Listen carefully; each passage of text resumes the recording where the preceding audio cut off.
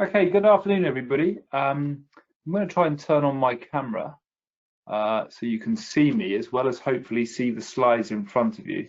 My name is Andy Chamberlain. I'm the Director of Policy at IPSE, and today we are looking at the various support packages which have been unveiled since the start of the COVID crisis, and specifically who is excluded from that. I'm joined by my colleague Ryan, who I hope you can see. Hi, Ryan. Yeah. And we're also going to be joined by Sonali Joshi, who's from the campaign group Excluded UK, to talk about their work and the work that they've been doing around some of these groups as well.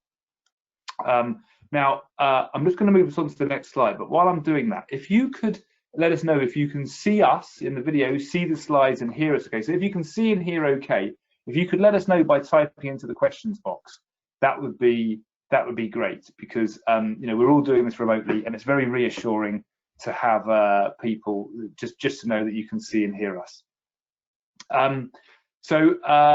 Yeah, we're going to look a little bit at, as well as looking at the sort of the people who are excluded from the support packages and talking to Sonali all about the work that they're doing. We're also going to look a little bit about what's been going on in Westminster, and Sonali has quite an interesting update on that too, around the work that Excluded UK have been doing in Westminster.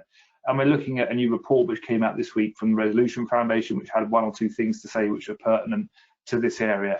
Now, please do send in your questions. We will try to answer all of the questions, and we'll try to leave some time at the end so that we have plenty of time to answer questions. So keep them coming in, and we've had one or two come in ahead of the webinar as well, which we will address as we go along. So I'm going to hand over to Ryan now, who's going to talk a little bit about what happened yesterday. The big news today is all about what happened yesterday in the House of Commons with the Chancellor's statement. So yes, obviously, I'm sure a lot of you may be tuned in or have read about it in the papers since. The Chancellor unveiled a lot of different measures, most of which are around the hospitality industry. So hopefully we had to get a free or cheap meal in early August, VAT cuts, stamp duty, massive reduction in, raising the threshold in the for stamp duty, which will hopefully get the economy moving in certain places. Prior to this, we wrote to the Chancellor and called for some measures specifically around self-employment, because we feel that freelancers could be a massive part of getting the economy moving again. They have, you know, a lot of people have been working, but there are certain things, which some of which we've been calling for a while anyway, around particularly like late payment and more training, which we hope to hear from the Chancellor. Of course, we'd like, you know, things like IR35 to go away as soon as possible, or at least an employment status review, so that the modern tax system needs to be modernised. These sort of things we've been calling for anyway. But in the light of COVID, the next few months offer an opportunity for the government to do some things around areas which affect the self-employed. And so we were hoping for a bit more, really. But sadly, there was barely anything of note, and a lot of similar organisations to us, a lot of people we work with, like the Musicians Union, Excluded, some of the sectoral bodies have sort of said, well, what about self-employment? You know, Wedge Streeting was on Newsnight last night, said, why aren't you extending the SAYs? We really were expecting at least a little bit more, and we will continue to set out to the Chancellor ahead of a budget, probably around November time, what some of those other measures could be. Now, one of them, which has also already come up in the questions box, and I'm sure a lot of you are intrigued by, is this furlough bonus as well, which is probably the other big measure. The idea that a firm will get about £1,000, I think, in January if you're still hired, but you've been furloughed and you've gone back to work and you continue to work till January. Now, we've been advising, and a lot of people we know who are limited company directors have furloughed themselves. There is a threshold of £520 a month that you have to be paying yourself via PAYE, which would mean that if you're paying yourself in dividends for, you know, your entire wage, you might not qualify, and it might put people either side, you know, out of pocket. But you know, there is on an economic note, I'm not sure how much of a real bonus that is in terms of getting the economy moving, but it is a good reward, and hopefully if you're a limited company director you will qualify. We're going to try and find out a bit more about it. because it is a little bit of a grey area, and there should be a few more details coming out soon, and we'll definitely let you know. Yeah, I think that they say in the it's not a red book, is it? Because it wasn't a budget yesterday, but there is a book, and I think the cover of it is red. And in that, this bit about the 1,000K bonus is one short paragraph, and actually it does say that there's going to be further rules being made clear at the end of July. So watch this space, and we may well do, if it is complicated and needs some explaining, we'll do another webinar on it when the time is right to try and understand all that and how it might help company directors and exactly how that whole thing will work. But yeah, there are a couple of questions saying, can I claim this? I think it sounds like if you've been on furlough, even within your own limited company, if you bring yourself back and continue to employ yourself for your company until the end of January, I think you are in scope to get this. But just watch out for that 520 quid, because if you're not paying yourself that much, then you may not qualify for it. And that sounds quite close to, I think, what a lot of people do pay themselves. So we really need to look at the detail of that when we get it. But at the moment, we've literally got 4 lines on that whole scheme. Everyone's talking about it, but there are 4 lines. So let's wait and see what the detail is around that. I was on the LBC actually this morning talking about this very briefly. Nick Fry didn't give me as much time as I would have liked, but what we were saying is, there's nothing particularly wrong with what the Chancellor did announce. It's just that it's all the stuff that he didn't announce. And as Ryan said, lots of things in there that we were calling for, like what's going to go on with the SAVE scheme? Can we expand it into some different groups? What about stuff on late payment? Let's do something for small companies. What about training and skills? Something to say to self-employed people, you're important to us. You're important to this recovery. Here's what we've been thinking about to help you, to help the growth. That's what we were looking for at IPSE, and we didn't quite get it. And of course, go on, Ryan. No, sorry, Andy. Saying that, some of the measures he did outline. Another thing I forgot to mention was this sort of green scheme around, making houses more eco-friendly. Now, that and the infrastructure spending those are sectors where there are a lot of freelancers and there are a lot of self-employed people who will probably benefit. But actually, if you want to get those schemes moving properly, certainly for, I think, the greening of the homes and the eco-friendly kind of budget, I can't remember what he called it exactly, but they will rely, you're going to have to train some people up here and there. It's a perfect opportunity for these young apprentices that he wants to get going as well. And yet, a lot of those people will be self-employed, but there's no measures specifically for self-employed. So I found that very strange, actually. You think there'll be a little bit, but yeah. We'll see. Well, maybe there's still some more to come, but anyway, that's been our. But of course, the big one is as well that we've got and this has been picking up some traction today in the media, is we've had these various schemes, and there's been lots of people who are excluded. I'm going to use that term because it's a nice segue into introducing our next guest. And I think that what many of us hoped, there might be some acknowledgement of that and some policies in place to say, we know that some people have missed out on the various schemes that we've done, and we know who they are, and we want to do something for them. And that's what we didn't get yesterday. So with that, I'm going to introduce our guest this week, who is Sonali Joshi from the Excluded campaign. And Sonali, if you're there, can you turn on your camera and say hello? This might take a moment. Here we are. Hi, Sonali. Hi. Hi there. Hi there. So, Sonali, I'm going to click on to the next slide so that you can talk a little bit about Excluded and what this campaign is all about. Who are you guys and what have you been calling for? Great. Thanks very much for inviting me on, and it's really great to be able to tell you more about what we're doing at Excluded UK. So we are a grassroots non-profit NGO. We're actually not terming ourselves as a campaign group because we're actually set up as a community interest company.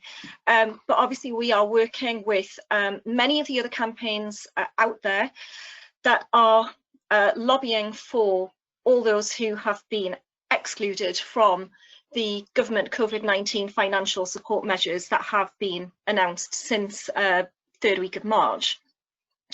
So what we say is we're trying to support those who are entirely or largely excluded, and by that we mean people who haven't received meaningful support, because the government has repeatedly come out with this line that everyone has been helped in one way or another.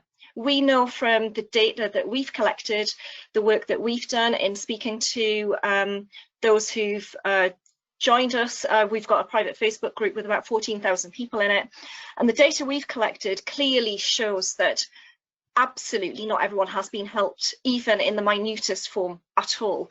80% of people who we surveyed, we did a survey of a little bit over 2,200 people, and 80% of those said they had not been helped by either scheme at all. 61% hadn't been able to access universal credit. So I'll just talk a little bit about what our aims and objectives are and what we're trying to do. So we established our organisation in early May.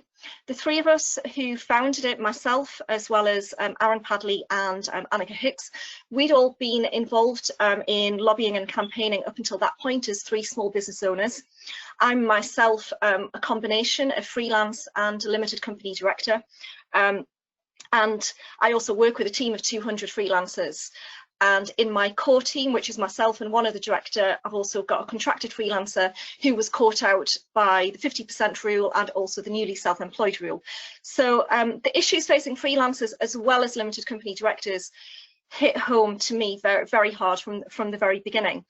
The three of us were all affected in different ways. And we saw that there was a much bigger picture out there. The scale of the issue is what we deem to be 3 million people. We came together, and we also have Rachel Flower, who came on board as a director and who is our spokesperson. You may have seen her on many interviews across media, across national media and regional media. And really, we want to put it out there, what the extent of the issue is. We are an inclusive platform working with many of the campaigns out there, putting forward all the issues facing the different categories of people who have been excluded. We want to help enable change, and in so doing, we're engaging with, we're trying to engage with government, we're engaging with a lot of parliamentarians, which I'm going to come on to a little bit later. We're engaging with industry bodies like IPSE and many other sectoral focused industry bodies. So we just go to the next slide. At the heart of what we're doing is really trying to work collaboratively, and we want to amplify the voices of those who are calling for parity. People are being excluded in many, many different ways, every walk of life, diverse backgrounds. We're talking about beauticians, hairdressers, dog groomers, charity workers, dentists, lawyers, vets. We're talking about people from right across the spectrum of UK society, up and down the country. And that's people across all different employment statuses. So that's freelancers, PAYE freelancers who are completely caught out by being forced to go through HMRC on payroll. We're talking about limited company directors, people who straddle more than one, like myself, but there are many other people who are, for example, a lot of people are doing PAYE and self-employment alongside each other. And within that, there are also some very specific circumstances that are affecting people's entitlement and eligibility to access the schemes. People who've been shielding, that's a really big issue. People who are affected by parental leave, people who have taken out from their pensions, people who've been receiving bereavement payments. And what we are seeing is some really, really harrowing stories. People who have been excluded absolutely through no fault of their own. There are many complex issues within that, and a lot of it is very straightforward. There are simply groups that have just fallen through the cracks, absolutely through no fault of their own. And we want to raise awareness around that. We want to present that picture and the scale of it. Within the community side of what we're doing, like I said, we've got a Facebook group of 14,000 now. It's growing rapidly every day.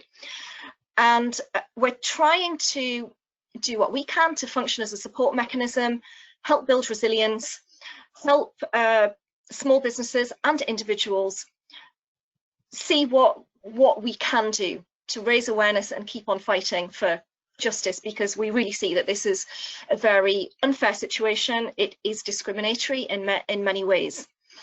And equally, from the community side, we also want to help signpost community members to various resources, whatever help there might be in terms of raising awareness or the possibilities of accessing anything. We want to help people. I mean, for example, we heard from someone just yesterday who was successful in receiving a 5,000 grant from the from Enterprise Nation. So things like that, we also want to help our members be directed towards relevant sources of help. Just go to the next slide. So I'll just sketch out briefly who are the 3 million. We calculated this figure of 3 million based on very detailed analysis of figures that are available from the Office for National Statistics and their business population estimates. Also the Department of Business, Energy and Industrial Strategy, which is Alex Sharma's department, and also HMRC.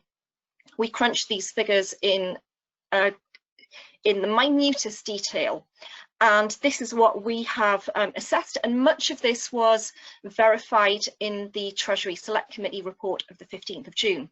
So we've got the newly self-employed at 200,000, self-employed who are earning over 50,000 in trading profits at 225,000.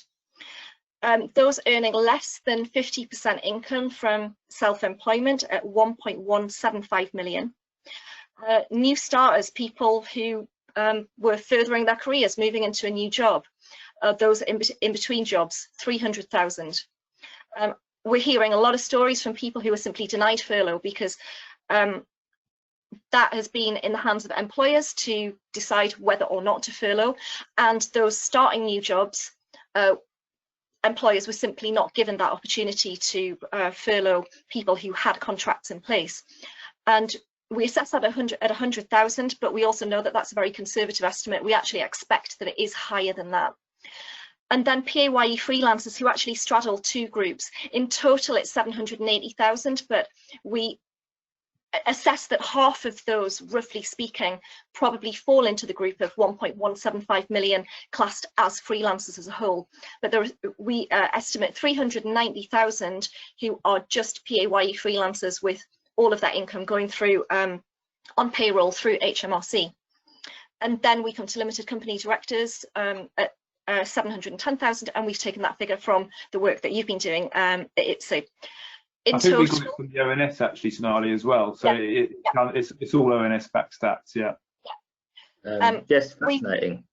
I mean, we've fact checked all that in as much detail as we could, and we're pretty confident that we're actually talking about a minimum of 3 million.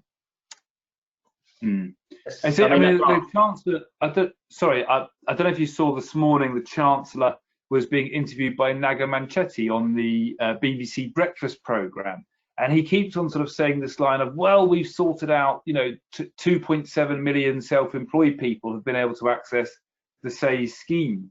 And you're thinking, well, even before we take in some of the groups that you've highlighted there, Sonali, we know from ONS stats that there are 5 million self-employed people in the UK at the moment. So that's 2.3 million people that aren't getting into that scheme.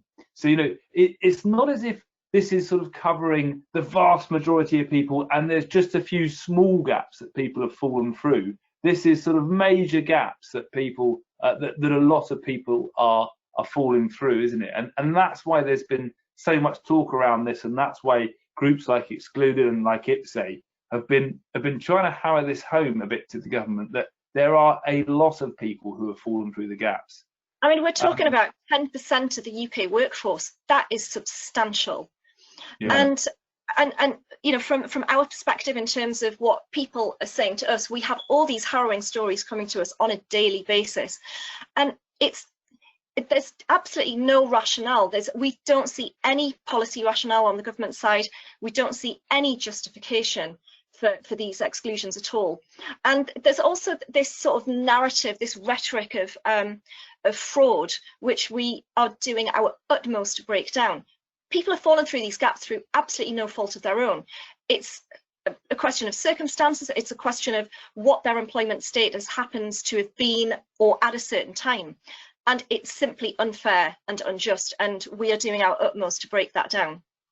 I mean, so for me, like, there's obviously a lot of different groups there, and there are problems with all of them. And I'm sure we'll go on to the dividends issue when we talk about the Resolution Foundation proposals.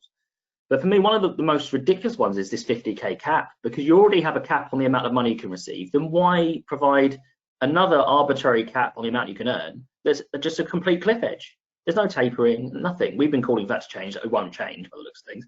But like some of these things, they were very avoidable, and you've ended up with people falling. And you know, the big number there, the people that are self-employed less than 50%.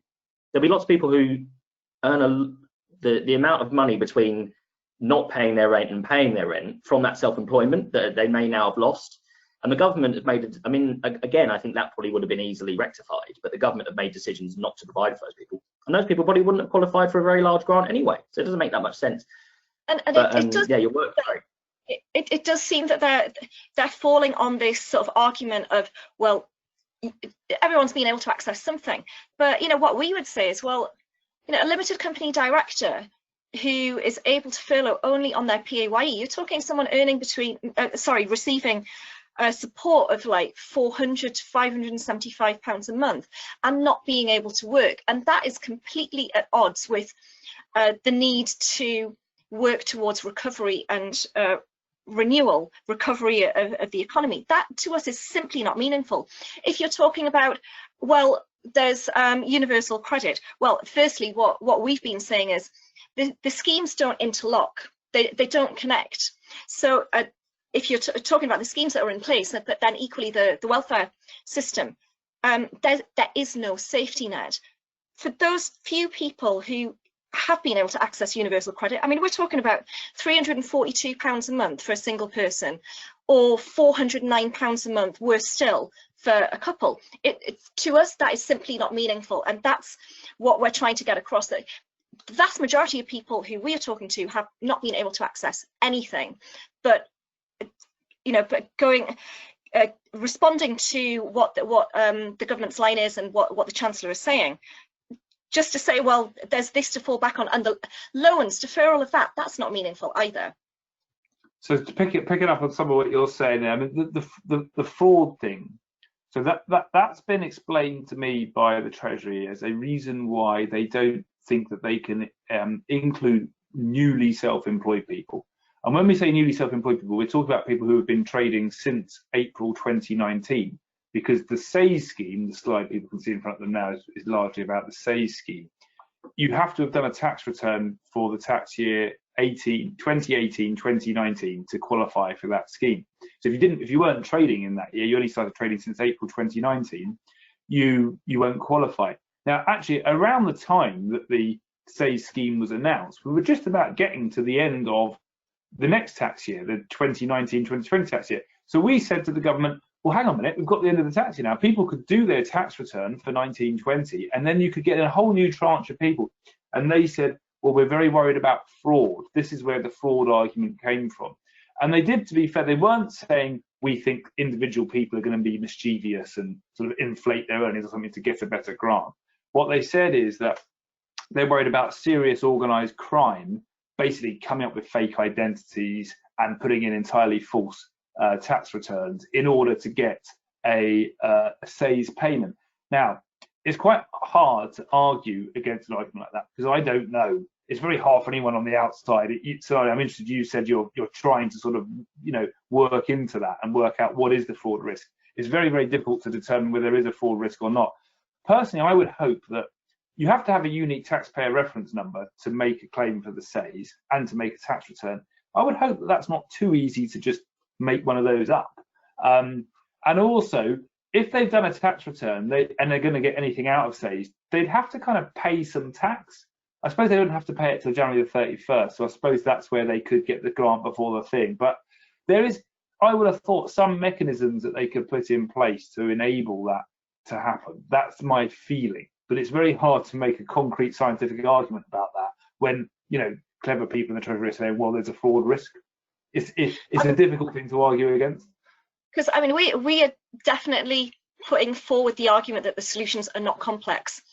We know that numerous fairly workable solutions have been put forward. I know you yourself at IPSE have been doing so. Many MPs have done so.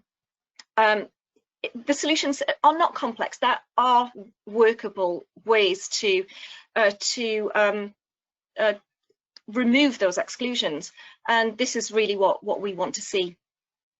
There's a sort of a view, sorry, I'm interested in your thoughts on this, that you know, I'm not sure this is necessarily IPSE's view at all, but the Chancellor's put in place a package of measures which the government sort of knew all along would help a sort of what might be described as a critical mass of people, so that some businesses and some people will survive enough that the economy as a whole will have a chance to recover when we get there, but did so knowing that lots of people would not survive, that they would fall through the gaps. And it's a slightly uncaring way of looking at this. You sort of break this up into sort of macroeconomics, and you just say, look, if we want our economy to be here at this time in the year 2021, we need to do this for X proportion of that population right now. And so be it. If the other proportion of that population fall by the wayside, it doesn't really matter, because we still get our economy to be where we need it to be next year. Do you have any thoughts on that? Is that am I being a bit too dark and about that? Or I think I would very much concur with that.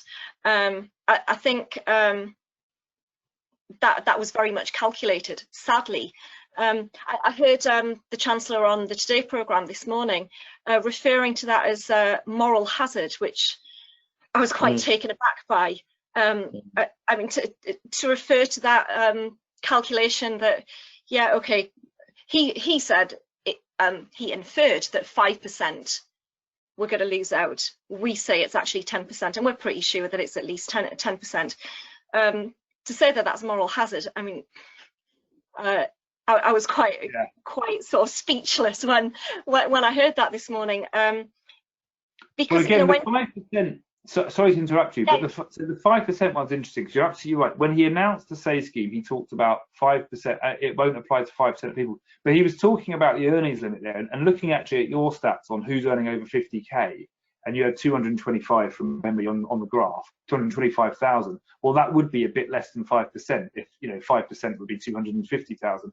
So it's slightly semantics as well. It's saying, well, less than 5% won't get this, but actually we're talking about 225,000 people who are just in that bracket alone, so that, and then you've got the other groups who don't get in as well, which of course pushes it above the 5% thing. So this is how the sort of language around this and the way that the government 5% has it's not the population of Edinburgh, or I don't want to be too down on it, look, because as we say in this slide here, look, the SAY scheme, when we talked to the Chancellor about it, and we welcomed it when it came out, because we said, this is really good, this is going to help a lot of people. We could have had no SAY scheme. And IPSE has always said we are very grateful to the government and the Chancellor for bringing it out in the first place. What we hoped would happen, and we spoke to Ed Davey about this when we had him on this webinar a few weeks ago, is what we hope would happen is that we understand that these schemes, and the job retention scheme is the same thing, very hard to create these and then make them work for government, right? You're in the civil service. Government, these things usually take years to develop, and they usually are beset by delays and problems, and then they don't work when they come out. These schemes, they turn them around in a couple of months, and they actually have worked, and people have got their money. So well done to the government for doing that. I think what we hoped is that they were thinking, look, we need to keep this really simple to start with to make sure we can deliver it. But once we have delivered the first one, then we can start looking at the other groups. And that's exactly what we were talking to Ed. He said something similar. He said, look, maybe there's an opportunity now that we've got these things up and running and it looks like they're working, to now look at who haven't we helped and what can we do for them. And I think that that's where we've been disappointed, is that there's sort of lack of appetite perhaps from government to address these holes, which groups like yours, Sonali, and IPSE and a few other people have, the government is in no doubt these people are out there. They can't say they haven't been told about this. That there's a sort of lack of appetite to sort of try and plug some of those gaps now that they've been created. Now they have done a couple of things around maternity leave for the SAY scheme and reservists. So they have gone back and changed it a bit. So they've shown they can do it. But when it comes to the big meaningful stuff, they just haven't quite shown the desire. And I think that comes back to a bit the disappointment everyone's been expressing from yesterday, from the Chancellor's statement, that this wasn't addressed at all. It's just move on. It's just like, no, that's happened now, and we're moving on. And I think that's where the disappointment is. And I mean, sorry. Go on. I was just going to say, going back to sort of April, as the furlough scheme was being rolled out. I mean, I'm in the film industry, and I have a lot of conversations with the industry bodies around creative industries. So I was speaking a lot to Creative Industries Federation in particular, also BECTU, and the noises that they were hearing at the time, which sort of concurs a little bit with what you're saying, is that it was all about, let's get these schemes rolled out. Yes, we're doing all of this at pace, let's get that done, and then we're going to revisit. And those were the noises that we were hearing, sort of slightly emerging from the Treasury at that point. And of course, now looking back, we're now almost 4 months on. And of course, having heard the Chancellor's statement yesterday, that, like you say, there is not an appetite to do so. That said, there have been a few U-turns, and I suppose the biggest example of that, more broadly speaking, is the Marcus Rashford campaign. Yeah, and it shows, I guess, that a sustained campaign can potentially get results. Similarly with the creative industries campaigns running.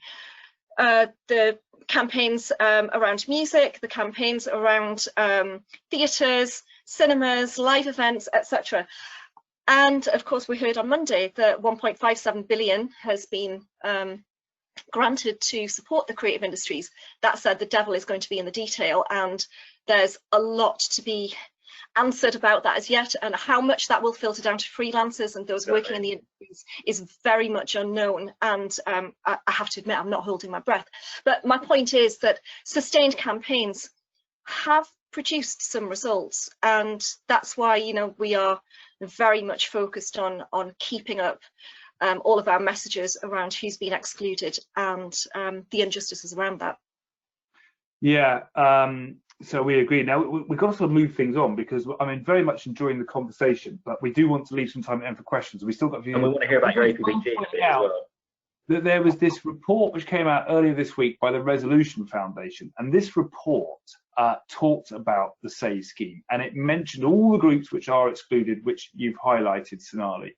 And what it kind of says is, look, if there's another spike, then the government and the government has to impose another lockdown, then we're back to where we started, and the intention should be the same. Let's support people's incomes.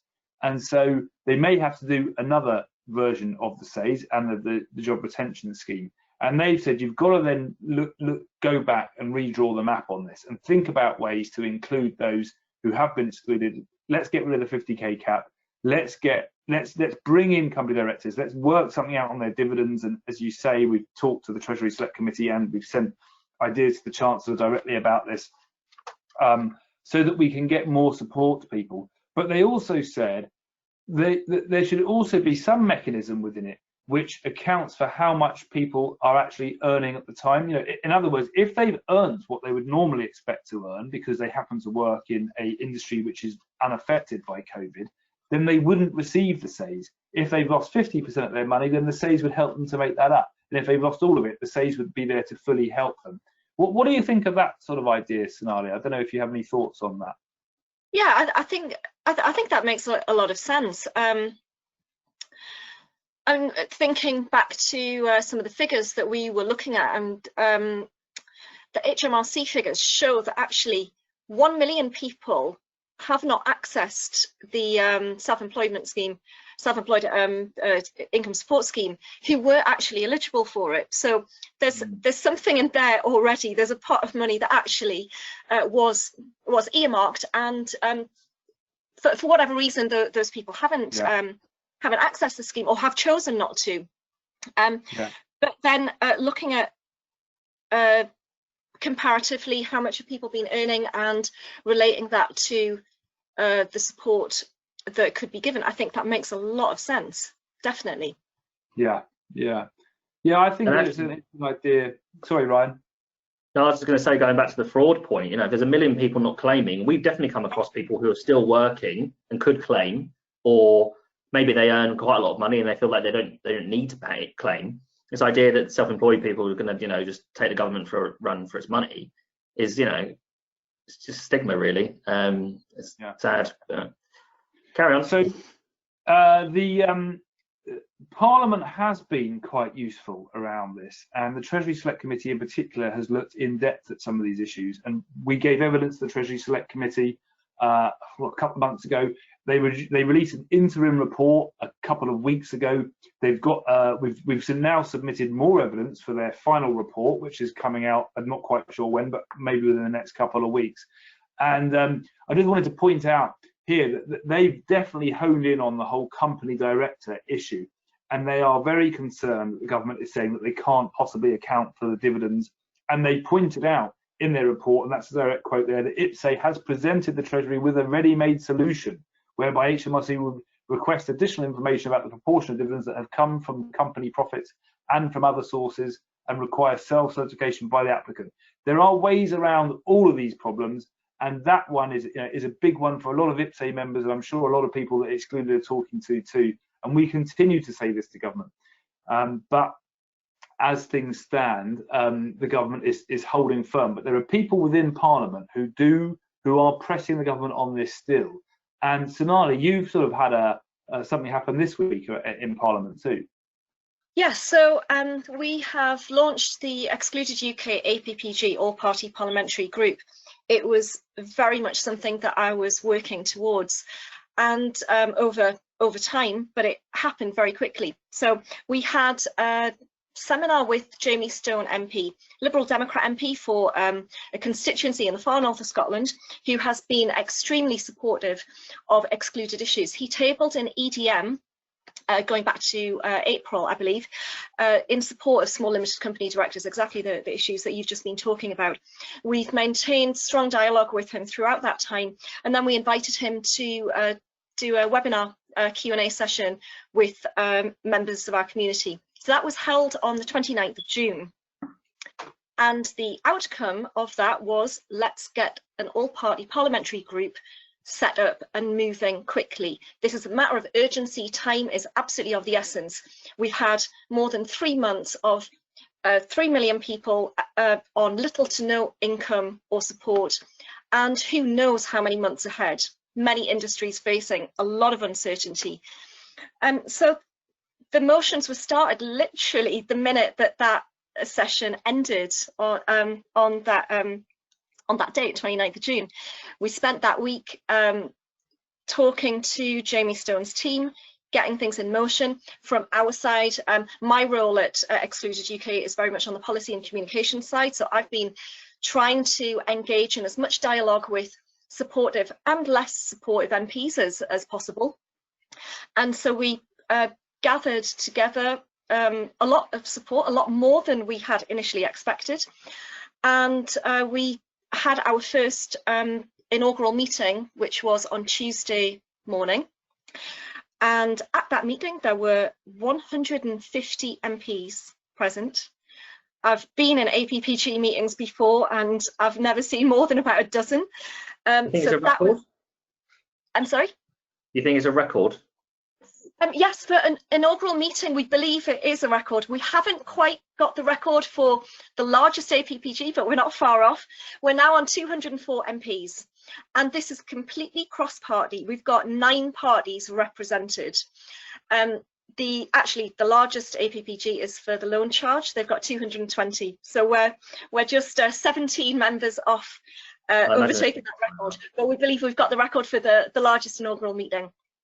So what we did was we had the initial private meeting, which was all the procedural stuff, which had to be held privately, and then we opened it up to the public, and it was live streamed on Jamie Stone's Facebook page. I think we've had something like 15,000 views already. And the upshot of that was, firstly, an incredible amount of support cross-party. We've actually got 59 Conservative MPs now in the group, which is way more than I expected. And that's where we see the hope in this. What the Conservative Party MPs can do to put pressure on the government is where we are really sort of resting our hopes, and beyond as well, of course. And the fact that it's cross-party is, and that there is so much support across the board, is really encouraging and really heartening. So we are now engaging at a sort of higher level now with a large number of MPs to really get them to come together and help us put pressure on the government. So after the Chancellor's statement yesterday, there were a number of MPs who raised the APPG in the debate. Alison Thulis from the SNP, who's the Treasury spokesperson, explicitly mentioned Excluded UK and the 3 million who've been excluded and that this needs addressing. Mel Stride, who's chair of the Treasury Select Committee, referred to the issues that these need addressing. Margaret Greenwood, Labour, also referred to the APPG. And Sir Peter Bottomley, Conservative MP, Father of the House, also referred to the APPG. So we're getting talked about, and the issue of the 3 million is out there. One of the suggestions that came out at the meeting was for MPs to repeatedly bring questions to Parliament in PMQs and in debates, relevant debates, around the 3 million. So that's one positive action that we feel that now will build momentum, and we'll be hopefully hearing more and more MPs bringing this up in Parliament regularly and urgently.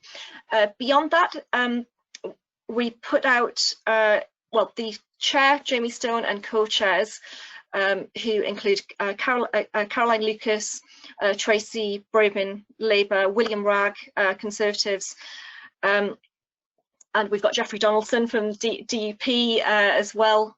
Don't know if I've missed anyone out. I think that's everyone. I might have missed someone.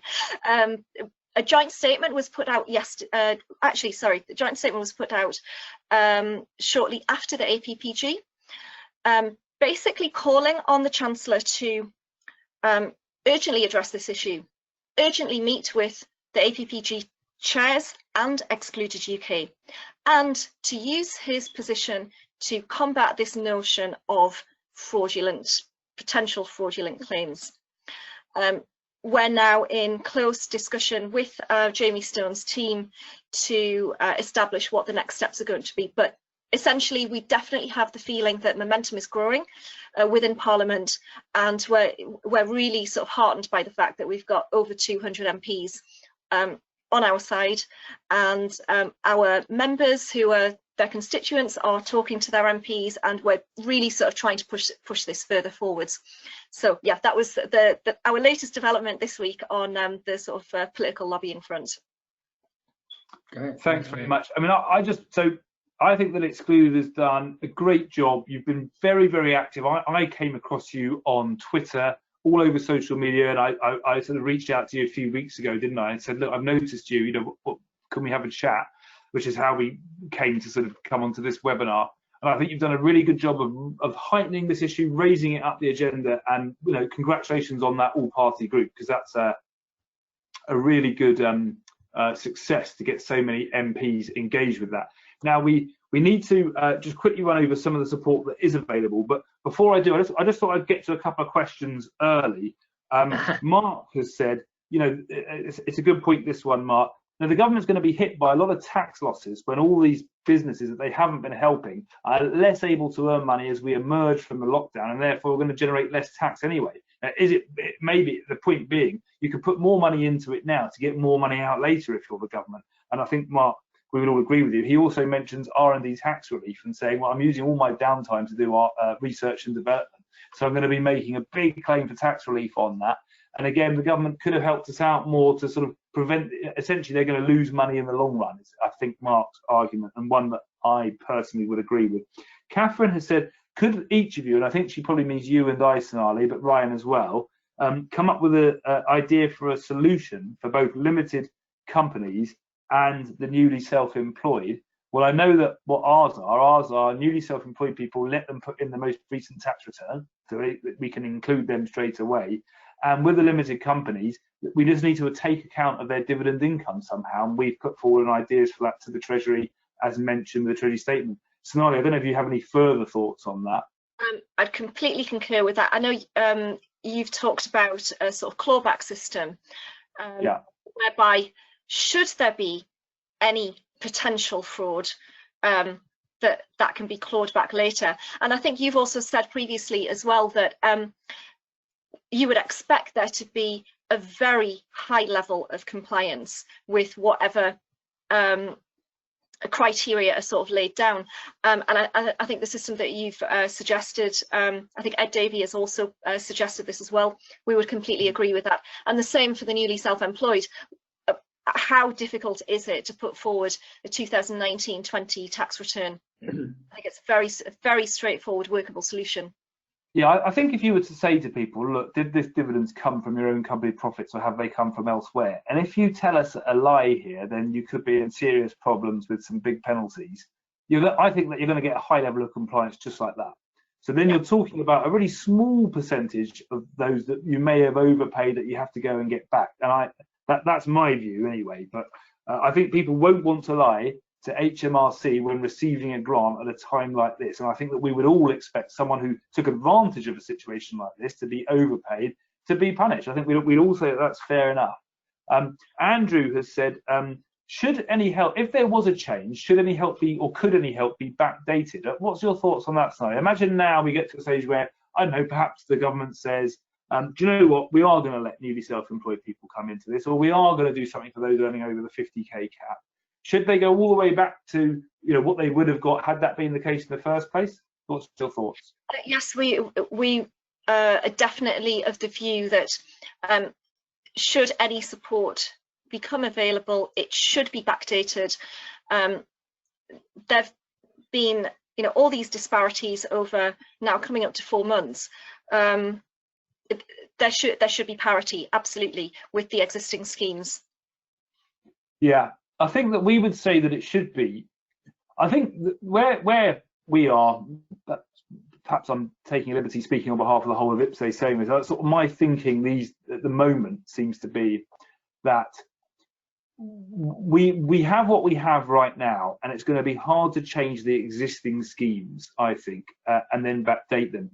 I think that if there's another lockdown and the schemes get reintroduced, there's an opportunity there to do all this stuff. And I also think there's an opportunity now to say, look, hang on a minute, we weren't in SAYS, we weren't in the JRS, but I'll tell you what we'll do something else for you, because we recognise that you've been excluded, and so we can do something else for you. So I'm not sure that it's necessarily will ever be the case that you could just backdate everything. I think that the world probably a bit more complicated than that.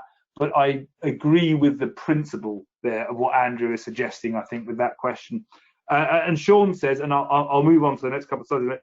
And Sean says, look, why don't we just, if we know who the excluded people are, because Sonali, you've done the work, we've done some work, we can see who they are.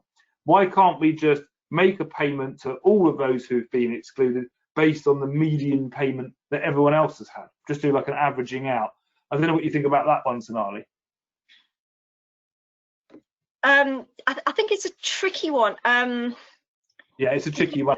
There's also always going to be some people who are going to feel that's perhaps not entirely fair, dependent on how much people have been earning. In principle, it sounds like it could be a workable solution, but I can see some potential issues there. But I should also just say that from our side as Excluded UK, we set out not seeking to create any solutions, but that said, we're now reaching a point where solutions now have to be put on the table. So we are consulting quite widely with various industry bodies, various campaign groups, as well as, of course, our own members, and we do plan to come up with a series of potential solutions that we would like to put forward to the Treasury, and that's obviously something that we would love to talk to you more about as well. Oh yeah, definitely. Yeah, sure. Yeah. And my thoughts are just the nature of these schemes so far. It's been very much based on what someone has earned previously, and then using that to project what we might reasonably expect them to have earned in this period were it not for COVID, and then getting a proportion. In the case of the SAYS, it's 80, and then for the second SAYS, it's 70% of that. So I think just paying everyone sort of the median of whatever is very attractive in terms of its simplicity, but it would be a departure from the way the schemes have worked thus far. And there's always a bit of you have to sort of win the civil servants over on the logic of making a departure like that, and I can see that could be a bit of a struggle, but it's a welcome suggestion. I'm going to move on now to the slides. Just one quick one. I've just seen Sanjay has sent in a question saying, should I furlough my accountant as I'm not working and have not been for 6 months? So I presume that you're employing your accountant, Sanjay. if you haven't previously furloughed your accountant, if you hadn't done that before the 10th of June, if your accountant hasn't been furloughed, you can't now furlough them. It's too late now to put someone on furlough unless they were furloughed before. If they were furloughed before the 10th of June and they've come back, you can put them back on furlough. But someone who's never been furloughed before, now you can't just furlough them. So just so that you're aware of that one. Okay, Ryan, do you want to quickly run through some of the other support that's available? And we'll try. To be honest, Andy, we've got about 10 minutes left, and there are a couple of questions I want to put to you, both of you. But there's a couple of slides here, so if you just very quickly go through them. Basically, what I'm saying is I think we should probably prioritise the questions. Yes, good idea. If you quickly go through, I'm not going to explain everything that's out there. But I will address a couple of things. Firstly, guys, sending in your personal case studies in the questions box, that's great. Thank you. A few of you have done that, and we use that when we lobby government. Occasionally contact you because sometimes MPs want to talk to us, and people are actually affected. The slideshow will go on the website, and you'll get it in an email, etc. And that will have links to everything to do with Excluded. And we've got our own dedicated coronavirus hub on the website, which has a FAQ page. We try and update it as much as possible. There's lots of webinars on there that explain particular schemes or particular changes that might affect different groups. The SAVE scheme, obviously, the furlough scheme, there's specific webinars for them. You can find absolutely everything there. And there's also contact information on these slides for both Sonali and the Excluded group, but also our dedicated policy team, and for those of you who are IPSE members and membership teams. So you can come to us if you've got questions, you've got case studies, you have very specific things you're worried about, let us know and maybe we can help. So I just wanted to make that clear, because I mean there's a lot of information here and there's lots of really good stuff out there. Aside from sadly millions of it excluded, there are other things that can help, particularly industry based grants. I know Sonali, you mentioned a couple earlier, like BEC2, the BFI, Creative Industries Fed. They're great. They've set up little schemes, those sorts of things. And there are other things you can do around taxes, like deferring the tax, which might help a bit. And obviously there's like the CBILS and the BIBLs, the bounce back loans, which again we have webinars on and are somewhat helpful. There's also a lot of information, as you can see here, on universal credit. But I think it really is important, and I'll move on to the questions in just a sec, because the other thing as well, Sonali, is that actually, I don't know if you've seen in the questions box, there's quite a lot of love for you out there in the questions, and it'd be nice to mention that. But also on Twitter, and Andy said he saw you on Twitter. I think like your campaigning, the stuff you've done around the APPG, and like you can tell there's a little bit of a creative influence, because like your logo is great, and you're putting a really good campaign together, and it's very impressive. And of course we'd love to continue working with you. And in fact, Andy, I think we should probably get Sonali on in a couple of months again, maybe for a bit of an update, see how we're going. Yeah, sure. Yeah, absolutely. Absolutely. Yeah. But in terms of the questions, there are two big things that Andy hasn't particularly mentioned. One, I don't go into loads of detail, but obviously there was a vote on IR35 the other day, Andy. So I think we are going to probably do something around that in the future. I think we're going to have a webinar next week on IR35. I know this is a big issue for lots of our members. We mentioned it, I think, last week, which was the day after the vote, and we did a webinar 2 weeks ago in anticipation of that vote. Lots of our members contacted their MPs. We wanted them all to support this amendment, which David Davis put down. Lots of MPs did support it, but the government's got a huge majority, and we didn't have enough rebels. We had about 12. We needed about 40. So yeah, that was a tough hit. We're going to do a webinar next week updating everyone on that. The whole IR35 thing is still a massive issue for IPSE and for a lot of our members. So we're going to be definitely coming back to that issue. And also, just going back to an earlier point Sonali made, that those 60 Tory MPs is enough to damage a majority quite substantially. So that's quite an interesting figure that occurred to me. And the other thing, Sonali, those stats, that excellent, but it's quite harrowing in some ways graph. A lot of people have asked whether or not it includes, about people who've been paid after the 19th of March, called an RTI event. Yes, they are included. They are included in one of the categories. I'm not sure off the top of my head, but yes, they are definitely included, and that is one of the many categories of excluded who we're very much working for. Yeah, we've had a lot of people affected by that. And again, you could imagine it'd be really easy to rectify, but there's not too much appetite there, because that's something we didn't actually know about that until it sort of really happened, and we found out from people contacting us directly saying, you know, because I think it was a bit grey, and we pushed the government quite hard on it in our discussions, and you know, nothing really came of it. Actually, that number probably falls within the 710,000 limited company directors. I know there was another number from ONS, I think. Not ONS. It might have been base of 715,000, and that was the figure that was quoted in the Treasury Select Committee report. So it must, people who fall into that category are in effect a subcategory of the limited company directors. Yeah, that would make sense. I can see that Vicky sent in a question about late payment. I mean, I agree, Vicky. Vicky's talking about the construction industry, which kind of has a reputation for being a bit dogged by this problem. And this is exactly the sort of thing that I would have liked. I'd love it if the Chancellor had done this yesterday. It would have cost him nothing just to say we need to make sure that money's flowing down through the supply chain. I'm not saying the government's done nothing about late payment. They have done things about it. But it would have been nice to acknowledge that if you want to get money to people right now, let's make sure that the big boys are paying them for the work that they're doing, and let's hear the government letting those big organisations know that they're in their sights. I would have loved that, and we didn't get that. One of those things, disappointing, would have cost the Chancellor nothing to do it. Could have just, you know, just some mention of that's something that they're going to be looking at would have been great to hear. We also had a question from Greg, less of a question really, more of just a statement. And Greg, I completely feel for you. He says, look, I'm a limited company freelancer and I work in the events industry, one of the hardest hit industries. You know, look at what's going on right now. There's no Glastonbury, there's no Wimbledon, there's no big concerts, there's nothing going on, and so many businesses which are self-employed businesses which rely on those events taking place have been hit by this. We hope that some of the money that was made available yesterday to the UK hospitality will then revive that industry and trickle down some of those small businesses. But as Sonali said, there's nothing, we'll have to wait and see. There's no mechanism in place to ensure that happens. So Greg, I just wanted to mention that I saw your note, and you know, we've noticed it, and I think that we feel for you, and it's a really tough space to be in right now. Any other questions you've noticed, Ryan? I think we managed to cover quite a lot of ground, luckily.